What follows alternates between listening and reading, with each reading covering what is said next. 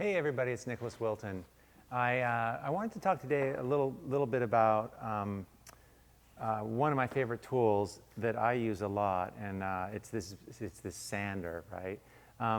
But what's going on when I use this and why I use it, and for me anyway, it's kind of a tool that allows me to like really rip into a painting and drastically change it. And you know, when I'm trying really hard, a lot of times, like trying to make something work, and I'm fussing with it, you know, and it's not working. I know a lot of you have had this experience where there's just a lot of effort, and the thing just looks so, it's like got so much effort in it, you know. Sometimes out of frustration even, I'll take this sander and I will use it on my painting. And what's cool is that I have no idea what's going to happen. I can't control it. And it brings all this spontaneity back into the work. It's really cool, and all the layers that are underneath come through it. I use it on paintings that I'm not quite like happy with, like I'm not loving this yet, and I thought it was done, but it's not, so I might just go into this and really change it really quickly.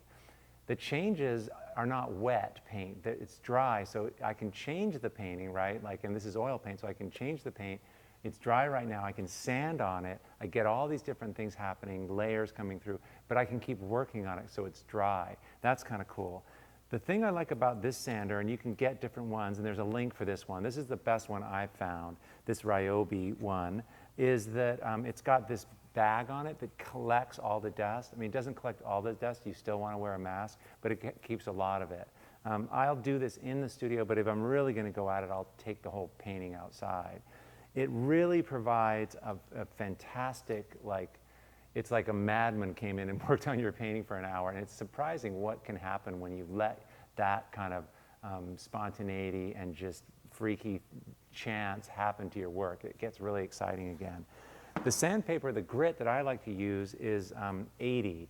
There's Velcro on here. It's super easy. You know, they just come in and you just put a new one on there, and you're good to go. But I like 80 grit. What happens, and you can see it happening here, is that the paint fills up the grit of the sandpaper, so really quickly it doesn't feel that rough. When you start out, this feels really abrasive, but the paint fills it, so you kind of want to have a pretty aggressive tooth. 80 is pretty rough, but again, the paint fills that in, the little particles, and then it's more even, you can kind of control it. So anyway, I just thought I'd share that with you. This is a tool I'm going to use right now, and I don't use it that much, but I really, really like it. So that might be something you could try on your work.